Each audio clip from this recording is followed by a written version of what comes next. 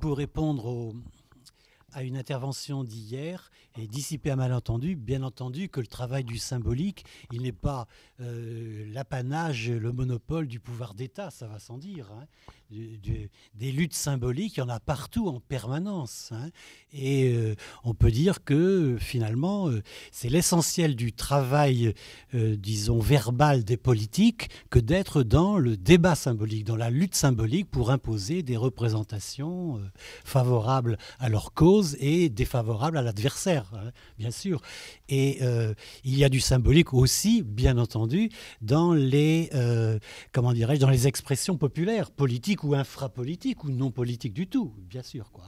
En tout cas, du point de vue de la définition du symbolique que moi, personnellement, je crois opérationnelle en sens social, hein, qui n'est pas forcément la même qu'en psychanalyse, cette définition, c'est celle qui fait du symbolique ce qui opère au niveau des représentations de soi, du groupe, du pouvoir, bref, des représentations du réel par rapport au réel objectivable. Voilà.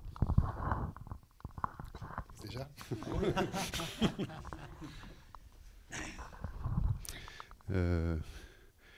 Bon, après l'exposé de Pascal Horry, c'est difficile de parler des sujets qui nous ont occupés ici sans répondre en quelque sorte à tout ce qui vient d'être dit.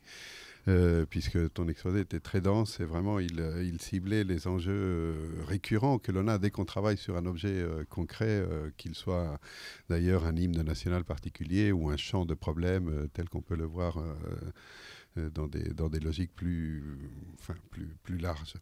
Alors, j'ai envie de proposer une sorte de dialogue à partir de ce que tu viens de proposer. En réagissant sur deux de tes remarques et puis si je ne perds pas ça de vue, enchaîner sur ce qui vient d'être dit sur la notion même de symbolique.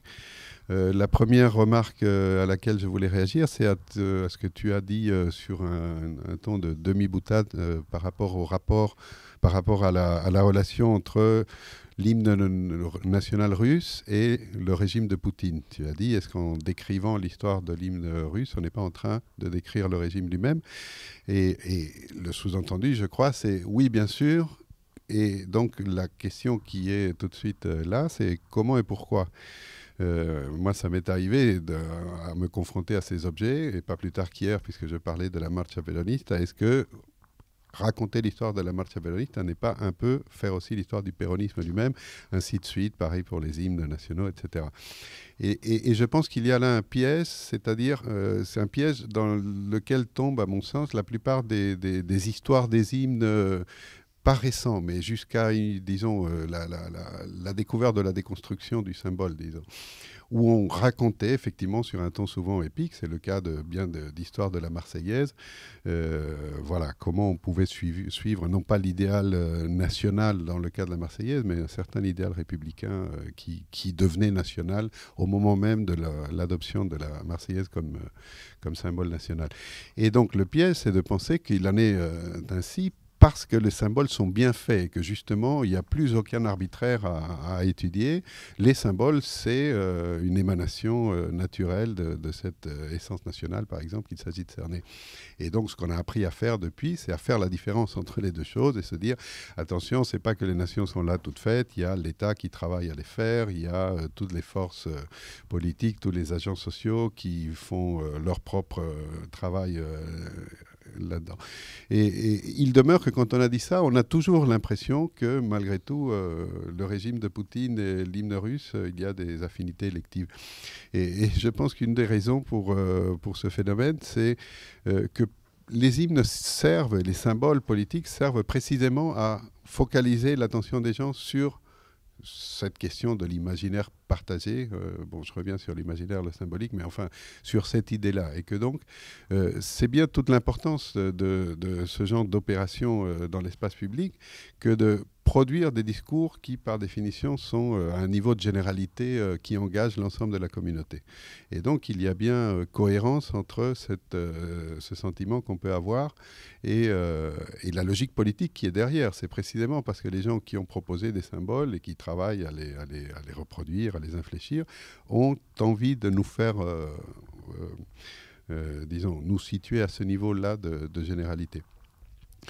Donc tout ça fait sens. Il n'empêche que quand on va vers la question de la spécificité du geste des symboles et la question du symbolique en général, là on arrive vite à une sorte de perplexité, en tout cas c'est mon cas, entre bon, qu'est-ce que le sens restreint de la politique symbolique et qu'est-ce que le sens non restreint. Alors au-delà du fait qu'on peut dire, oui, quand on travaille sur un symbole comme un hymne national, on est sans aucun doute dans un domaine restreint, contrairement à ce qui se passe quand on s'intéresse à, comme on disait hier, l'ensemble de la politique culturelle d'un État, par exemple, ou l'ensemble de la dimension politique des pratiques musicales dans un contexte donné, par exemple un genre comme le rap, puisqu'on en a parlé tout à l'heure. Donc est-ce que ce grand écart entre le restreint et le non restreint peut être travaillé, ou comment ? Parce que si politique symbolique, c'est vraiment le sens restreint au sens de ce qui touche à l'histoire des symboles identifiés comme tels, et qui sont très peu nombreux, c'est le drapeau, c'est l'hymne, peut-être la devise, peut-être, je ne sais pas, la date fondationnelle comme le 14 juillet en France, etc. Alors, il n'y a pas vraiment de politique symbolique au-delà des moments de fondation de l'État-nation, et éventuellement un geste qui essaye de retoucher tel ou tel aspect, je ne sais pas moi, la Marseillaise de Giscard et ainsi de suite. Mais à part ces événements, ou encore la loi Chirac sur l'outrage au symbole, à part ça, il n'y aurait pas vraiment de politique symbolique, sauf de temps à autre, et encore, et comme quelque chose d'isolé, sauf, j'insiste, dans les moments de création des États-nations, où là, oui, c'est le premier souci d'un gouvernement révolutionnaire de dire, maintenant, on va marquer le coup sur le plan symbolique, par exemple, en disant, on déclare l'indépendance, on choisit un drapeau, on choisit un hymne, et voilà, ça, c'est la politique symbolique. Mais une fois que tout ça est fait, bah déjà, il n'y a plus qu'à le gérer, et éventuellement s'occuper de comment c'est reproduit par l'école et par les rituels républicains, etc. Donc, dans ce cas-là, politique symbolique, c'est quelque chose d'extrêmement utile, heuristiquement pour la recherche, mais c'est exceptionnel. Ce n'est pas quelque chose que l'État fait, sauf de manière très limitée. Si on ouvre la question du symbole vers le symbolique, que l'on suive ou pas une sorte d'affinité avec le symbolique au sens psychanalytique, ce que je ne suis pas pour l'instant partisan de faire, mais enfin, si on ouvre le jeu du symbolique, quitte à le confondre avec l'imaginaire, justement, alors la politique symbolique n'a potentiellement pas de limite, parce qu'elle englobe déjà la politique culturelle, par définition, tout ce qui touche à la gestion patrimoniale des arts et à la production de créations nouvelles dans le domaine artistique. Ça touche aussi à la question de l'éducation, puisqu'il s'agit non seulement de la reproduction des symboles en tant que tradition, mais en général de la production d'imaginaire. Et donc, et pourquoi pas ne pas inclure là aussi tout ce qui relève de, je ne sais pas, la dramaturgie de la vie politique, la question des médias, etc. Donc, il faut bien s'arrêter quelque part pour que le concept soit utile. La question, c'est où est-ce qu'on s'arrête et à quelle fin et dans quel contexte particulier. Voilà, et puis, je reviendrai sur d'autres questions que tu as soulevées. Mais... Alors, si j'ai bien compris, ça s'adresse à moi, donc mais les deux remarques que je distingue, si j'ai bien compris qu'il y en avait deux, ont des liens entre elles, hein, ça c'est clair. Alors, pour repartir de l'exemple de Poutine, je vais faire un pas de côté, je prends l'Afrique du Sud, puisque je crois que quelqu'un travaille sur l'Afrique du Sud. Moi, ce qui me frappe, c'est l'homologie parfaite, pas recherchée, entre la lecture qu'on peut faire du drapeau sud-africain et de l'hymne sud-africain.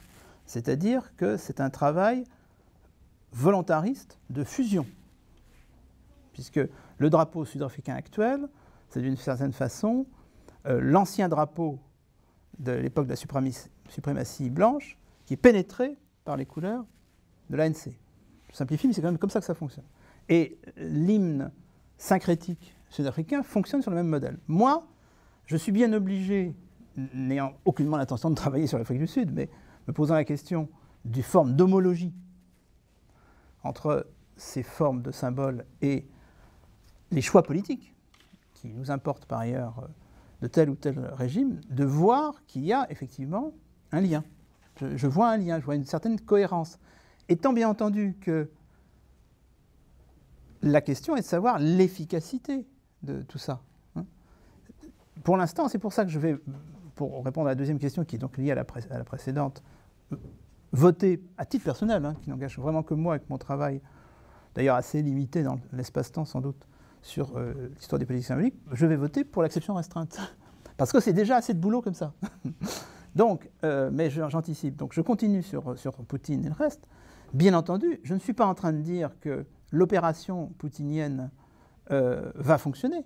Je dis que ce que l'on constate sur la réutilisation d'une musique qui avait été abandonnée avec de nouvelles paroles qui, presque anecdotiquement parlant, sont demandées au même qui est encore en vie, Sergueï Mikhaïlkov, c'est assez intéressant. C'est assez intéressant. Et que je ne vois pas pourquoi, en tant qu'analyste, alors peut-être du politique, parce que je n'essaye pas d'être en général sur ce plan-là, je me priverais de cette vérification-là, puisque de toutes les façons, je ne vois aucun analyste, enfin historien, je ne m'engage pas pour les politologues, mais aucun historien qui fonctionne autrement. Très sincèrement, dès qu'il y a volonté d'interprétation d'un phénomène historique, on entre dans ce type d'administration de la preuve. Cette administration de la preuve n'est pas plus fragile que toutes les autres administrations de la preuve que je vois utilisées par mes collègues historiens. Mais bien entendu, ce n'est qu'un élément dans une analyse beaucoup plus subtile sur les contradictions internes, par exemple, qui font que peut-être le projet de l'ANC va échouer. Ce qui m'intéresse, c'est le volontarisme là-dedans. Qu'est-ce qui est affiché là? Qu'est-ce qui est affiché le destin du régime de Poutine, à la limite, mais complètement indifférent. Et le décalage entre... Mais en revanche, c'est intéressant de voir qu'une démarche symbolique au sens restreint poutinienne aboutisse à ça. Voilà. Donc, je passe au deuxième élément. Je reste sur l'acception restreinte parce que, je retiens ta phrase, c'est potentiellement sans limite, mais bien entendu, je suis sensible au fait que, pour ça que je parlais de la question de l'usage de la rhétorique et ou de la propagande, que bien entendu, on peut donner une acception plus large que celle que j'ai donnée initialement et que je continue à donner pour mon usage strictement personnel au symbolique, parce que, par définition, par exemple, la rhétorique va se saisir du rituel, va se saisir de l'emblème, va se saisir du monument pour lui faire dire certaines choses. Hein, je suis bien d'accord. Mais je crois qu'il y a, j'insiste presque trivialement là-dessus, assez de travail pour la réflexion de l'historien, en tous les cas, avec ces instruments-là. Et je ne pense pas du tout que ce soit fondé dans les moments exceptionnels, tu as dû parler de l'exceptionnel, fondation de régime, refondation de régime, etc. La première fois que je me suis aventuré sur ce terrain-là, c'était pour explorer les célébrations exceptionnelles, cinquantenaire, centenaire de la Révolution française en France. Donc ça avait donné un petit bouquin paru il y a très longtemps aux presses de la Fondation nationale des sciences politiques.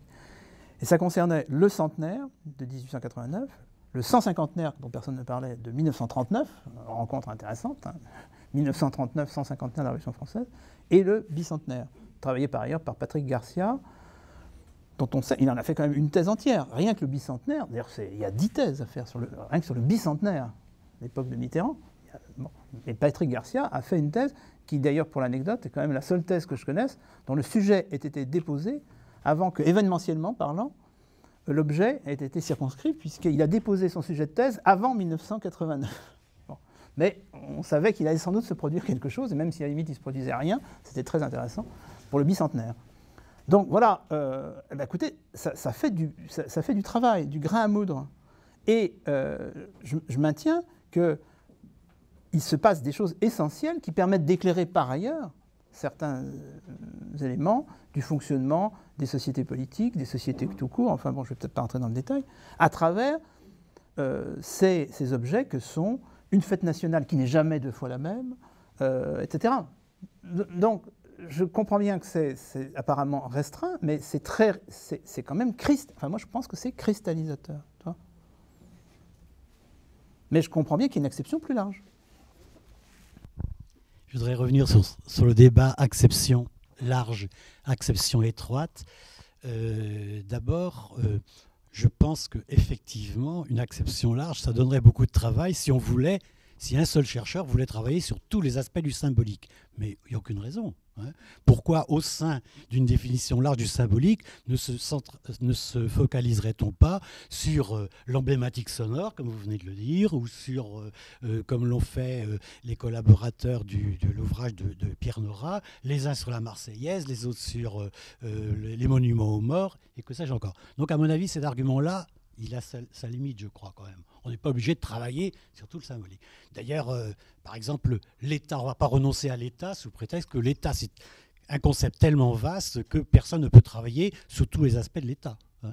Alors maintenant, je voudrais aborder la question de quelle limite.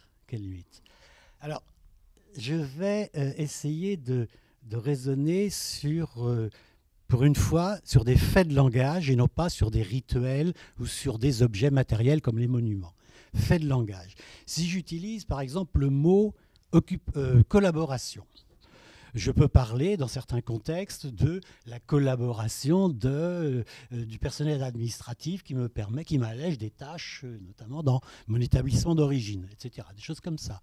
Mais si je parle de la collaboration avec quelqu'un qui est un fils ou petit-fils de pétainiste, tout d'un coup, le mot devient surchargé de connotations. Positives, probablement assez peu, négatives, probablement beaucoup. Donc, ce que l'on observe, c'est qu'il y a une distinction entre les mots, par exemple, pour ne parler que des mots. Mais je pourrais aussi bien parler des narrations, des concepts. Il y a des mots, des narrations qui sont simplement dénotatrices, qui sont simplement des symboles de référence. Et d'autre part, il y a des mots qui sont surchargés de connotations cognitives et surtout de connotations émotionnelles. Ce n'est pas en soi qu'ils sont surchargés, c'est à l'issue d'un travail qui peut être très complexe, qui peut être poursuivi, au contraire s'interrompre dans le temps, un travail que je dis être celui des régulateurs du sens. Par exemple, le mot constitution aux États-Unis, dans certains contextes, ou surtout en Allemagne, quand on parle du patriotisme constitutionnel, il est clair que dans certains contextes, compte tenu du travail de régulation du sens fait par des juristes, par des intellectuels, par des hommes politiques, il prend une dimension qui a des effets significatifs sur les mobilisations politiques et sur le travail de légitimation politique.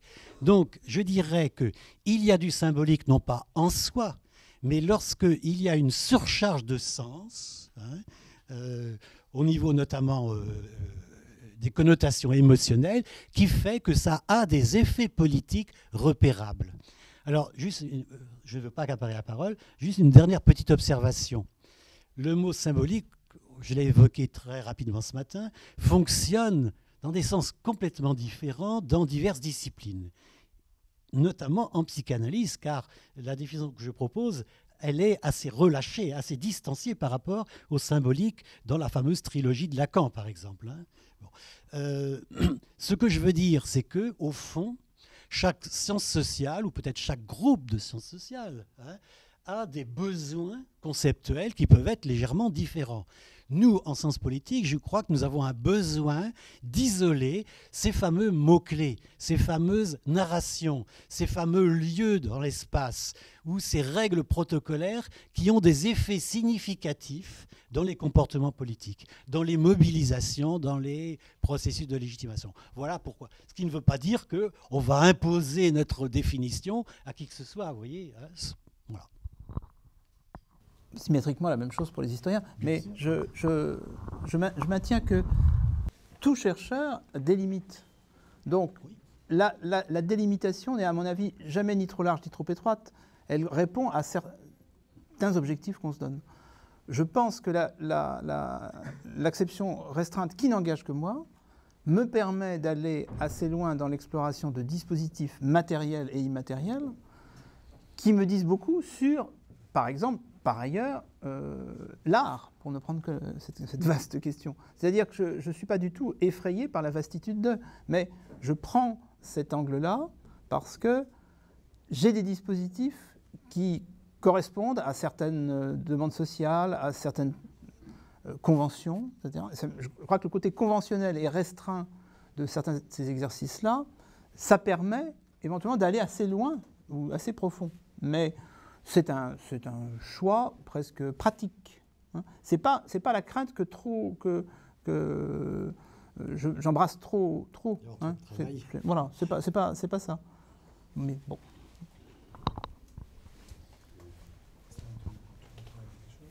Je peux repartir pour dire que bien sûr, je suis bien d'accord d'abord sur le fait que déjà il y a beaucoup de choses à faire avec l'acception restreinte. Aussi pour un peu préciser ce que j'ai dit tout à l'heure, c'est vrai, la question de la commémoration, c'est bien sûr la manière de suivre un sillage de la politique symbolique en tant que geste fort dans les moments de transformation, dans quelque chose qui n'est pas complètement routinier. En même temps, c'est quand même balisé, en tout cas tant qu'il y a une stabilité du régime politique, la manière de commémorer, ça peut être infléchi par un événement comme un bicentenaire qui arrive et qui oblige à marquer le coup d'une manière singulière. Mais bon, sinon, ça s'inscrit dans une continuité qu'il est intéressant de repérer, ça va sans dire. Juste une chose.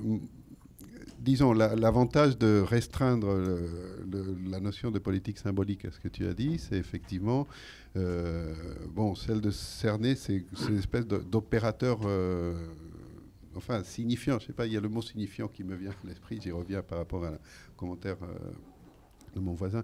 Mais enfin, de cerner quelques signifiants centraux dans le dispositif de qu'est-ce qu'une nation, par exemple, ou qu'est-ce qu'une communauté. Le désavantage, c'est que quelque part, il y a bien une continuité, si on se place du point de vue de la politique de l'État, entre ce qu'on fait avec un symbole national, par exemple un hymne, et ce qu'on fait dans le domaine des commandes d'État, ou en tout cas des commandes d'une production artistique qui a, d'une certaine manière, vocation à représenter quelque chose comme une musique française, si on se place dans le cas français, ou une musique, peu importe. Et donc, si la frontière entre le symbolique et le non symbolique passe au milieu de ça, donc du coup, c'est une dimension de la cohérence ou de l'incohérence du rôle de l'action de l'État dans cette chose toujours un peu indéfinie qu'est l'imaginaire national, mais enfin, c'est cette frontière-là qui est un peu bousculée. Mais bon, c'est aussi une question pratique, effectivement. Quel est l'objet? On n'a pas un temps illimité pour tout étudier, donc c'est même pas ça. Pour moi, quand j'ai travaillé sur le bicentenaire, il est évident que je travaillais sur 150 ans d'histoire française. Ou 100 ans d'histoire française. C'était une fenêtre qui permettait de comprendre. C'était un papier tournesol qui virait d'une certaine couleur à cette occasion-là. Mais quantité d'historiens fonctionne comme ça, c'est pas spécifique. Je rappelle que j'ai passé 25 ans de ma vie à travailler sur les politiques culturelles, par exemple. Mais je ne les inscris pas d'emblée dans la perspective de la politique symbolique. Je vois bien les enjeux symboliques dans les politiques culturelles. Bah, évidemment. Ouais. D'accord. Voilà.